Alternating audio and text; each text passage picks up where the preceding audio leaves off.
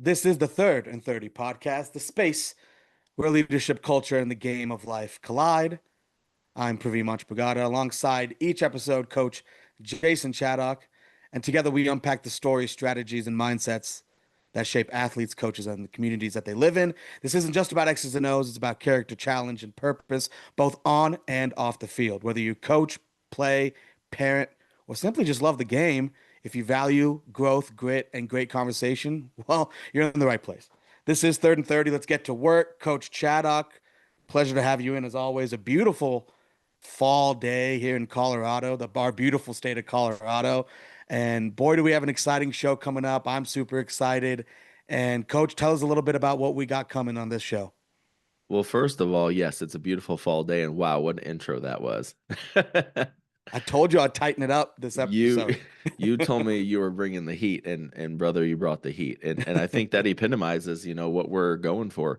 We're a couple leadership guys here, big on leadership, building culture, talking about how people overcome adversity and through these processes, and we just believe sports has served us in our life, and obviously I've watched sports serve my kids and the kids that I have the privilege of coaching, and we believe through sports, all sports, through sports, we learn a lot of valuable lessons in teamwork, in strategy, in dealing with adversity that benefit, what we call kids now in high school through college.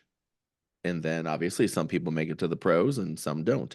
And what gets us prepared for life. And I think that was a beautiful intro there to kind of encapsulate what we're all about is developing those leaders for life. I see it so much in the workforce about leaders out there, and we unfortunately I've seen a lot of bad leadership in the business world. Yeah, Um, so agreed. I think that also reflects to why this became so important to me personally. I know you've told me about lack of leadership that you've witnessed before and why this became so personal and important for you. Mhm. And obviously we're parents, so developing strong background in leadership culture and the cultivation of it is really why we're here and what's so key. And I want to tell you, this is a special episode for me because I know my daughter is 100% going to listen to this because we have Coach Morgan Sharps who is going to be joining us. And what Coach will learn in a quick minute once we get her on board here is that she was one of my daughter's all-time favorite Bowling Green State University women's basketball players ever. So it's going to be really exciting. I got to see Coach Sharps play several times because my daughter would always ask me, "Hey, can we go up to BG and watch a game? Can we go up to BG and watch a game?" So we'd make the 2 hour hike up there to see the team play. And here's one of the things that I really watch when it comes to my daughter is what is she intrigued by when it comes to athletics? What draws her attention when it comes to how someone performs? Mhm. And when the chips are down, when that adversity strikes, when you're losing in a game, I'm always so interested to see who she draws herself to of wow, that person's a competitor. Mhm. That person ain't giving up. And they don't care that they're down by 12 right now. This Right. person's going after it right now. Whoa, look at that defense. And Coach Morgan Sharps is that player. And I know I'm referring to her as a coach now because she's stepping into her first coaching venture. She had just been recently playing internationally. So seeing her as a competitor and watching how my daughter was influenced by her, not just the fact that, they called her Mo Sharp. She'd be out there. She's the sharpshooter from 3 point range, draining 3 pointers all over the court. Needless to say, I think that's why my daughter shoots threes all over the place. This girl will be my daughter being the girl I'm describing now will be 5 feet behind the 3 point line, still draining a 3 pointer. And I'm telling you, if we can find some highlights of Coach Sharps, I think she was doing the same thing in college. Um, Absolutely. so I think what you're going to see is someone that played the game of basketball, has a high IQ for it as well, led by some really quality leadership that I don't want to give all those secrets out now. Let's let her dive into some of those and what she learned from those coaches. Because obviously, I happen to witness some of the history live. She is going to bring a lot of integrity to the game of basketball as a coach, just like she did as a player. And there was a tenacity there, that true ability defensively. I'm going to go get a steal. I'm going to stop the person in front of me. And then I'm going to transition back to offense and nail a three-pointer, or I'm going to fake the shot, drive the lane, finish at the basket. And I think what we're going to hear from her is going to really relay those key points. Mhm.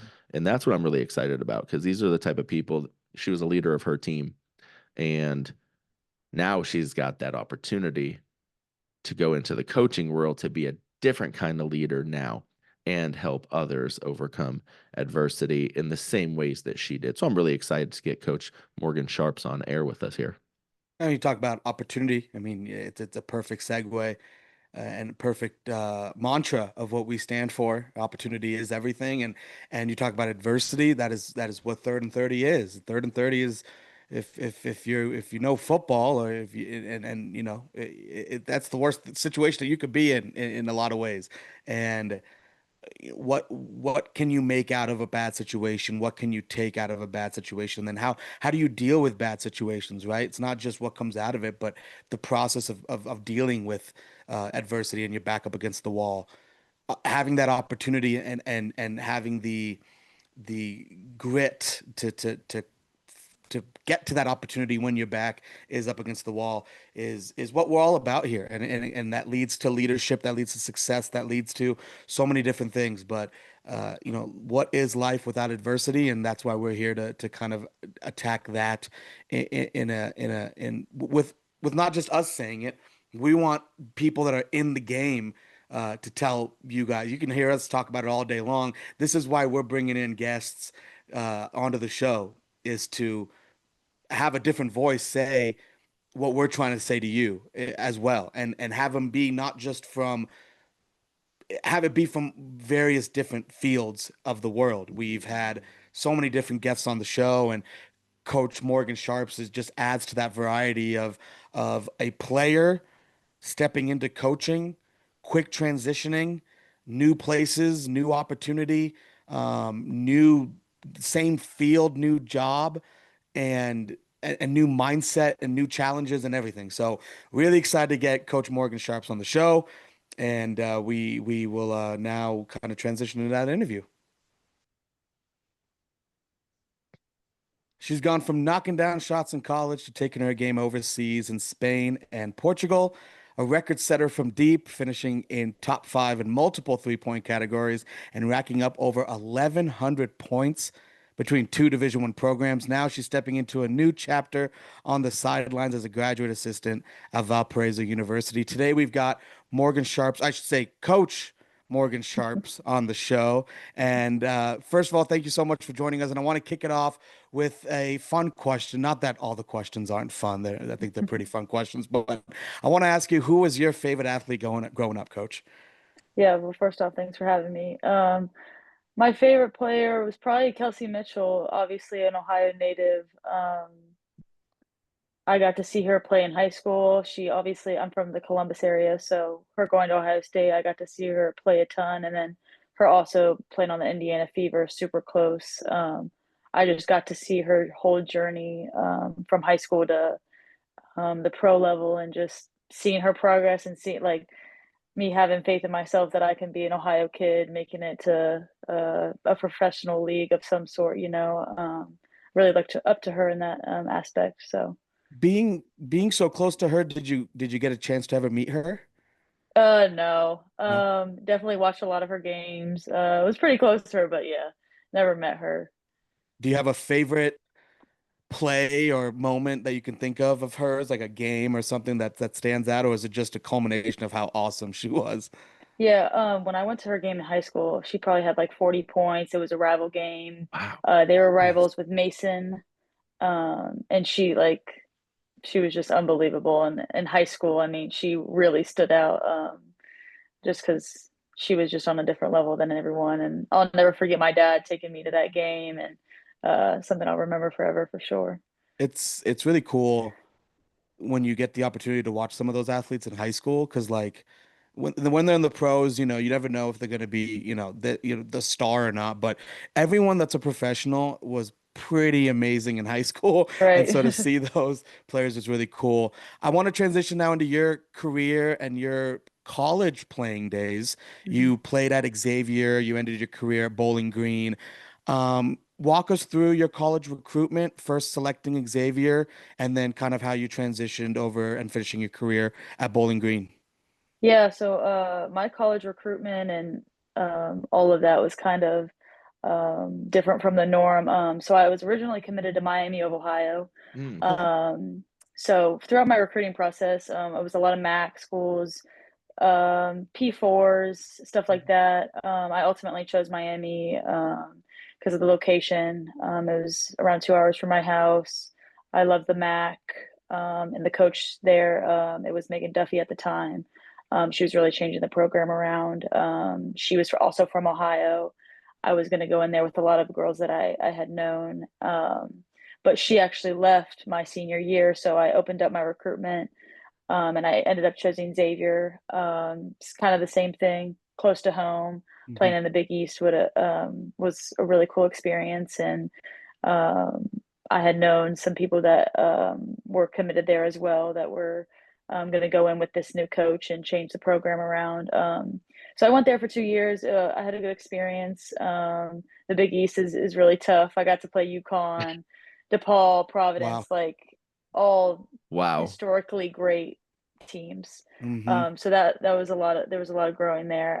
Ultimately, I decided to transfer. I just wanted a change in culture. And Coach Freilich at Bowling Green, she had recruited me since she was at Ashland, which is a D2 school in Ohio. So I had a connection with her throughout my recruiting process. She actually got the Bowling Green job at the same time that I opened up my recruiting process after Miami, and she wanted me to go to Bowling Green. So it was like we crossed paths a lot. But ultimately, I chose Bowling Green, kind of the same thing, 2 hours from my house. A lot of people that I had played against or with were at Bowling Green, very Midwest vibes as far as the players that were there. And so, yeah, my experience was great. Obviously, got 2 years with her. But yeah, I still talk to her to this day. Great coach, great culture, everything that I really wanted. I remember watching several games of her coaching. She's a phenomenal coach. Yeah, yeah, And when she is like, obviously, for those people that have never sat in a basketball arena before, and we know most of the people that have interacted with us have sat in a basketball arena, you have to be stinking loud to yeah. get your voice to go across all the echoing and the fans cheering. All right. And the thing I loved watching her, because there was one time I took my daughter to a game that we got fortunate enough to sit right behind your bench. We were literally 5 or 6 rows up. And Coach Freilich was so specific with the direction she was yelling at. It wasn't just, hey, move your feet, get in position. It was like specifically, hey, you're dragging your left foot, move your feet, Hmm. pick them up, slide over into position, and why you needed to slide into position. Right. She was so specific with her critiquing and coaching. So Yeah. I was really impressed with that. She was really good. Yeah. She definitely knows how to get the best out of her players. Both personally, like off the court and on the court. Like off that, she really cares about the off the court things that we do, and culture building ultimately. So she can obviously not raise her voice in a bad way, but she can be direct, and she's coming from a good place, and she knows what Mhm. she's talking about. Yeah, absolutely. So if you could, I mean, you've obviously had some great experiences here. Um, and what we wanted to kind of highlight right now, I'm drawing some BG roots here. Yeah. And so everyone and most people that listen to us, they know I'm a BG grad. So that was my bit long time ago, though we won't talk about Yeah. when that was. Um, Yeah, we don't need to say the year, right, coach? no, I don't even remember the year. Um, so what I want to kind of dig into a little bit is you started with Coach Freilich, as you mentioned, before she went off to Michigan State. And then your final year, you finished with Coach Shamil. Am I saying that Yep. right? Shmuel, Shmiel, yeah. Yep. Coach Shmiel. Yep. So what are some of the memorable experiences from each one of those coaches that you could just highlight for us? Yeah, I think kind of like what we talked about, Frey, like she was big on people. Like that was culture. Like every day we had a share circle and it was let's talk about one of our core values, and everyone's going to share something about how they're going to be better at that core value or how they've done good in that core value. And I like that that. just that just teaches you about other people that you're playing with. Obviously, we have conversations off the court and stuff like that, but to start practice every day, that's a great way to just feel connected to everyone on the team. Which I mean ultimately led to our success, and I just felt like I was in like a family. I loved being coached by a woman. We did a lot of women empowerment stuff, like just um, that from that aspect. But we got a trip to Costa Rica after my second year, or after my first year. We got to go on a team trip to Costa Rica. You get a foreign trip every 4 years, so we got to go to Costa Rica. We got to play a Costa Rican team. Wow. Holy We smokes, got really? to we got to go on a zip line in the middle of the rainforest, whitewater rafting. Like Wow. that Holy was cow. a great experience just from um, a team, like another teamness, bonding and all that type of stuff. Yeah. And then we also got to go to the WNIT. I was hurt that year, but towards the end, but we made it to the Final Four.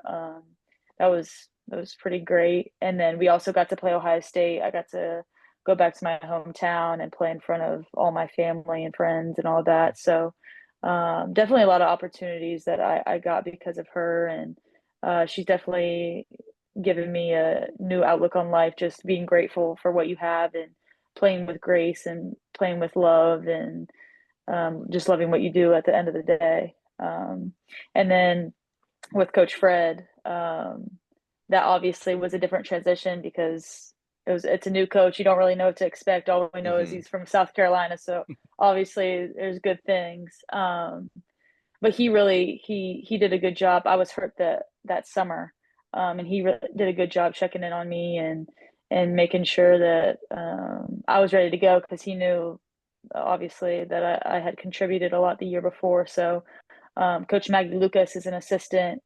She has a tenure in the WNBA overseas, so she really took me under her wing and helped me get back to even better player that I was. And they really built me up. Freilich and her staff really helped me when I was down and with my injury and stuff like that. I tore my ACL, and then Coach Fred, they really built me up and really helped me make me even to a better player. So very appreciative of both staffs, and ultimately helped me play overseas and get to where I am now. That is an incredible story. It's really Yeah, interesting to kind of hear how it all intertwines.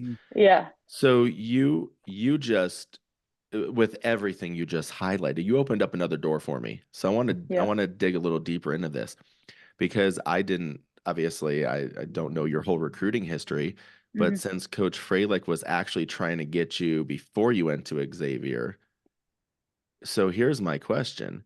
When Hmm. she went to Michigan State, was there any thought from you about transferring to Michigan State and finishing out Um, a year? that would have been a cool experience, but I was hurt and I only had one Yeah. year left. I loved BG and I wanted to finish. I had a semester left until I graduated. Okay. So it just made more sense. But I mean, we all had meetings. I mean, it was just in my best interest to stay. And obviously, they're going to hire someone good. Obviously, they hired Freilich, so Hmm. they know what they want in a head coach, and ultimately, it worked out well for me. Yeah, So no, that's awesome. Yeah, I yeah, yeah, figured I'd pose that question. There had to yeah, be some good education at least through that process. yeah, yeah, for No, that's sure. awesome.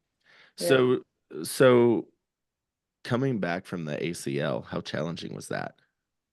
It was pretty challenging, and I had never really been hurt before, so not being able to walk and then relying on other people, I don't love doing that, asking other people for help and just like little stuff like that. Like, obviously, you take walking for granted, and Hmm. luckily, I didn't tear my meniscus, so I didn't have to go non-weight bearing. I could walk probably a week or two after my surgery, but it was still relearning how to walk, how to run correctly, so you don't hurt yourself again or have setbacks within your recovery. But having to sit out of games was a different type of like, it wasn't a great feeling, obviously, but we were also having success. So like it kind of sometimes it sucked, but at the same time, like we were having success. So like you have to be happy for your team. Like those are my best friends and stuff like Hmm. that.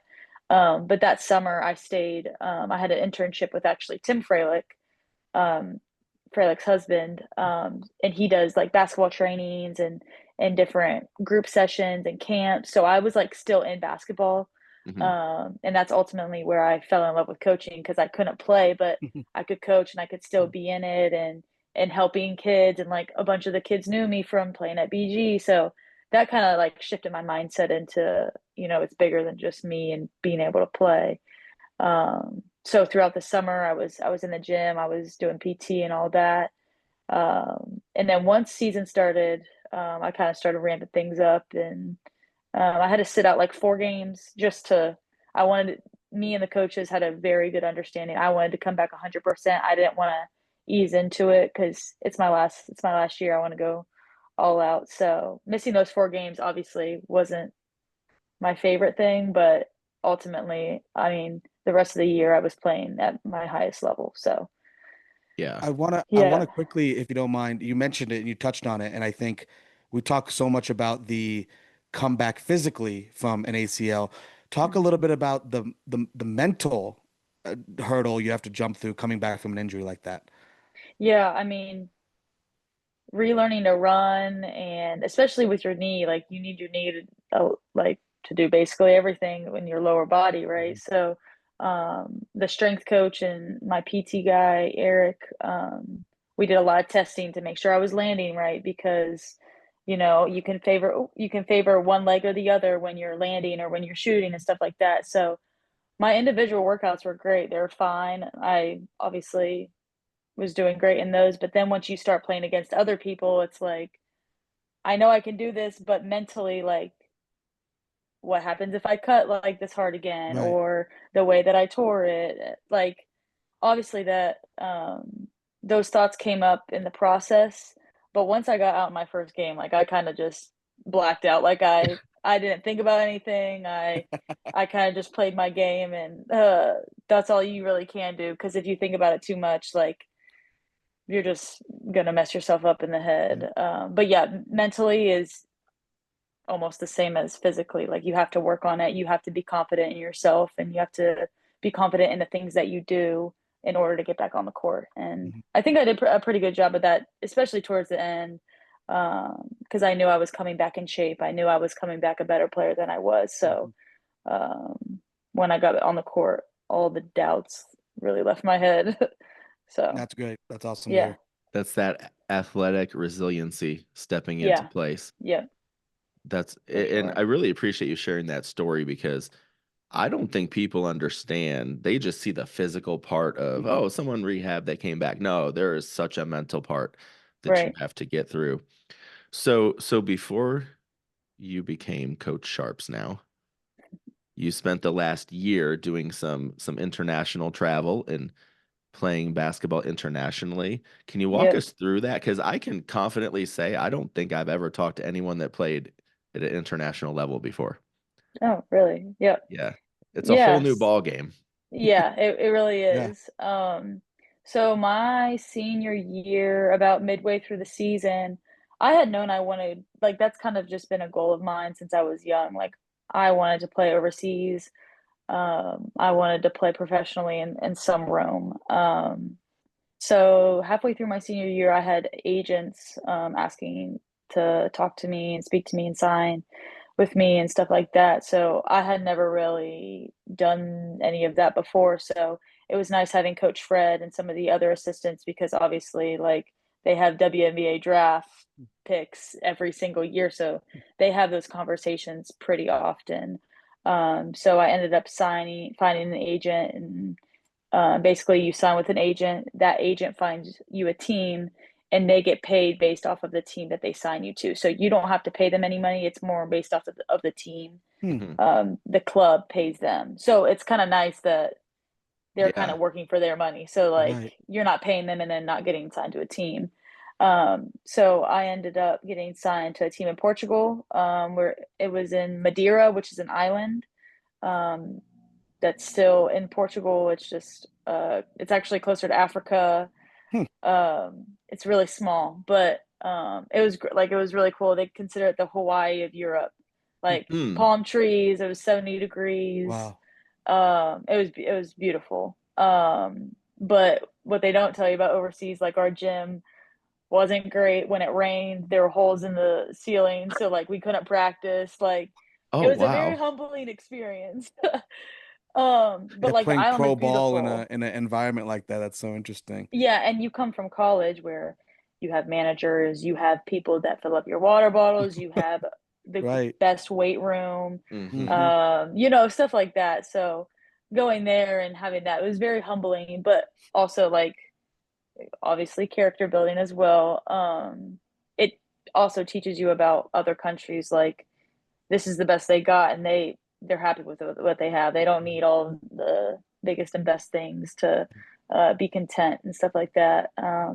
I also got to visit like Lisbon. We would fly onto the mainland to play, so I got to visit Lisbon Wow. and different cities within Portugal. So obviously the basketball aspect was one thing, but also being able to travel was another thing that was really cool. But I ended up getting hurt. I ended up having uh, a stress fracture in my ankle, Oh, and their um, doctors and stuff like that are not great overseas. So it was better for me to just go home and get better, because as an American, they really value them and they need Americans on their team to score points and all that. So I went home for a month, got better, and then I got signed to a team in Spain, which is actually right next to Portugal, which is kind of funny. But I ended up getting signed there. It was about 2 or 3 hours from Madrid, Spain. So that was cool. I got to be there for 4 months. But the only thing about that club, I was the only person that really spoke English. So like, oh. yeah. So Did you major in Spanish? no, like, and like them speaking Spanish is way faster, more of an accent and stuff like that. So it was it was definitely tough. Like playing basketball was the easiest part. It was understanding and operating throughout the city and going to grocery stores and stuff like that. But then again, like I got to travel to Madrid, I got to travel to Mallorca, which is an island within Wow. Spain. I got to visit Barcelona. So like there's gives and takes, like, you know, within that. But some people just think overseas it's professional, like, but there's a lot more to it. I had a 6 hour time change, so you don't really think about that. And then Right. yeah, so um it was a lot. I'm glad I did it. Like I recommend it to people at least 1 year. Just try it. Like you get to travel for free and yeah, but I ultimately knew that I wanted to coach. So um that opportunity kind of helped me just figure out what I really wanted. I'm glad I got to achieve a goal that I had. Yeah. But ultimately I was ready for something new after that. Yeah, that makes a lot of sense. Before we Yeah. dive into the next piece that I know Coach Praveen's going to take over, I asked this question. There might not be a real answer to this. I'm not sure. Is Mhm. there anything of a basis of a normal week when you're playing internationally? Because like Yeah. I didn't take into account rain coming through a gym or anything like Yeah. that. So is there anything Yeah. that you could describe of here's normalcy of a week? Yeah, so the other difference about it too is we don't, at least in the league that I played in, we only played once a week, which would be on Oh, Saturdays. So Okay. Monday through Friday, we would do like a shooting workout and we would do weights like 3 times a week in the morning.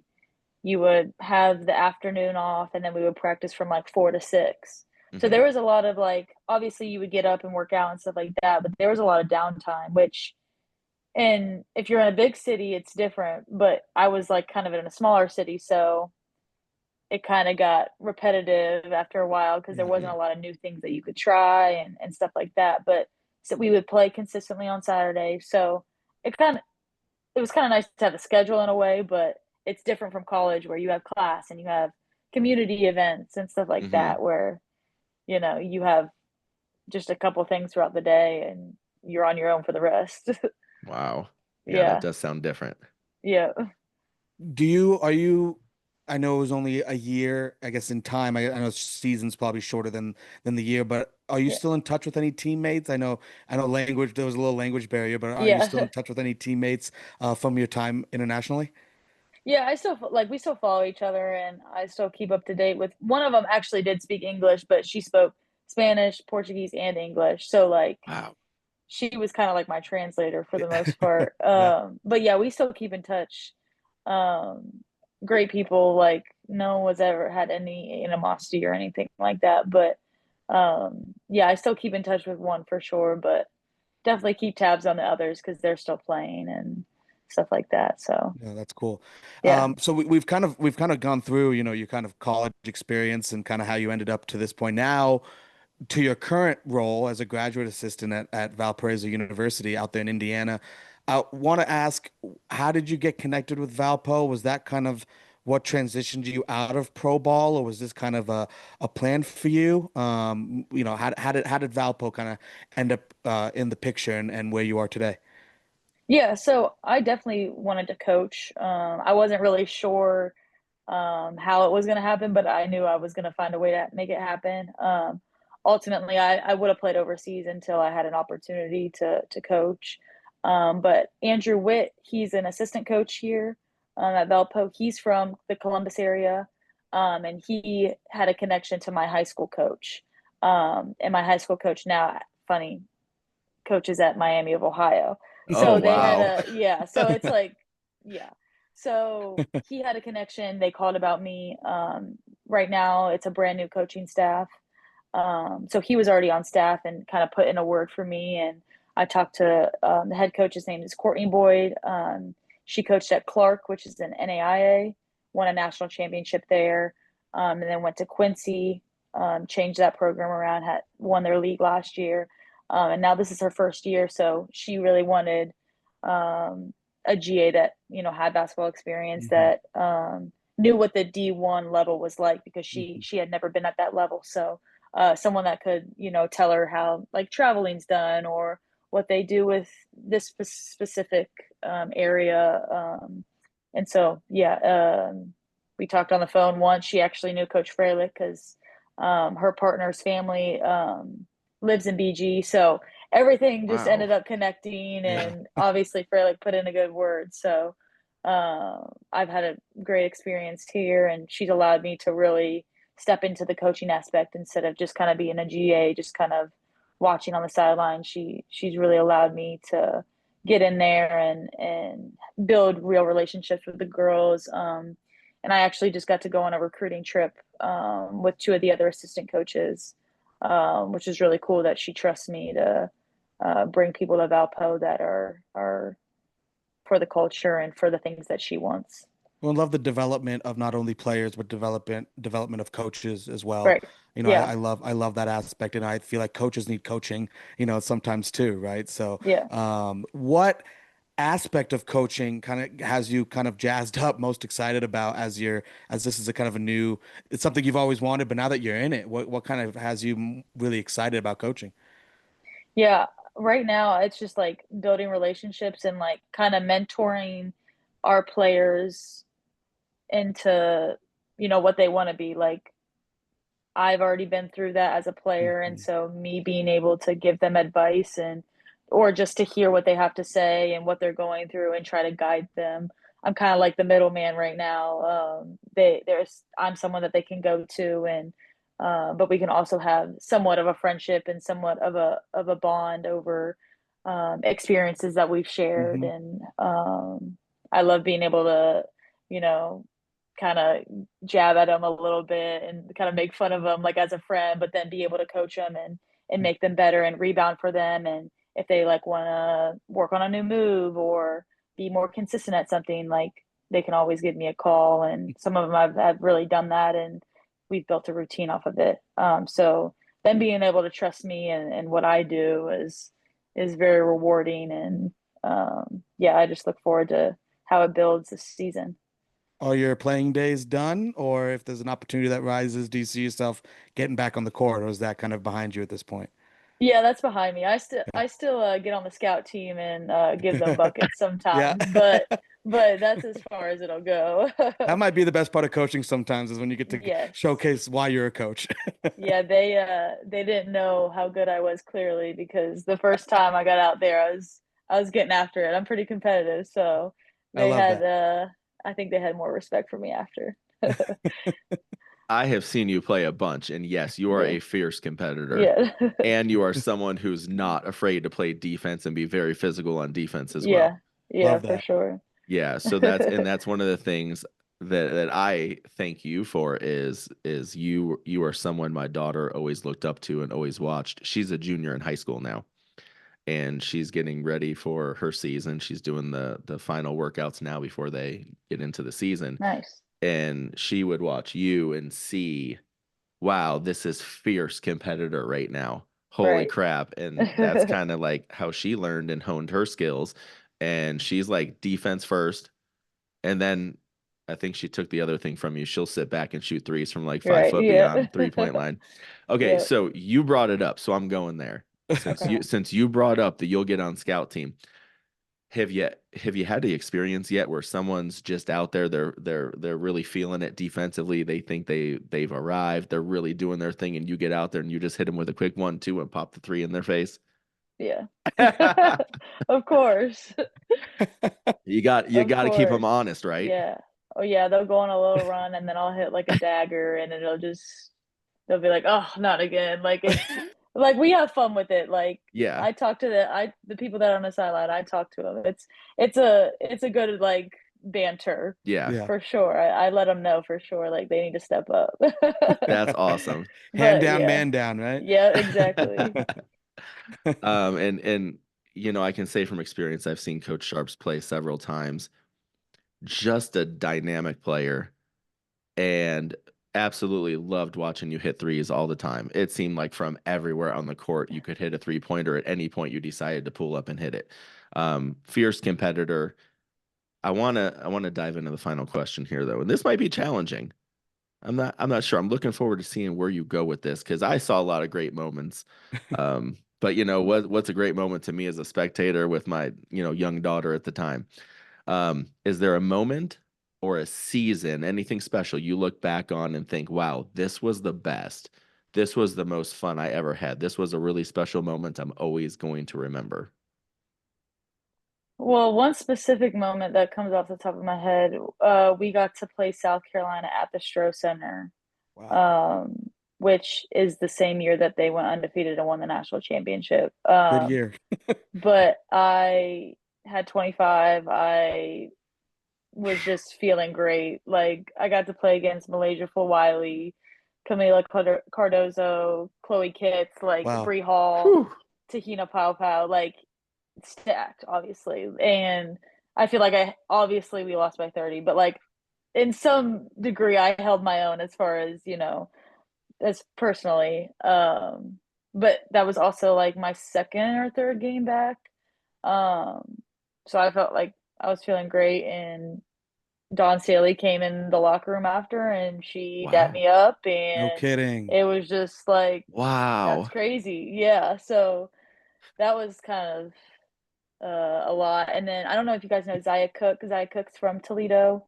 Yeah. She's played for the Seattle Storm this past year. Yeah. Me and her played against each other a lot in high school, and we chopped it up after the game, and it was just a lot of people that of high status in basketball. Kurt Miller, who had coached at BG for a long time, he coached the LA Sparks and now is the general manager of the Dallas Wings. He was there, and I saw him at dinner, and he came up to me and was talking. Like it was really cool to be in a gym with all those people, and be able to show out like that in front of the home crowd. And so yeah, that was a experience that came to my top of my head. But just the relationships that I built at BG, like I will never forget. Like the girls that I played with, I either played with or against in high school, and like one of the girls, Jocelyn Tate, we were rivals in high school. We hated each other, and then we came into BG together, and we've been best friends ever since. Like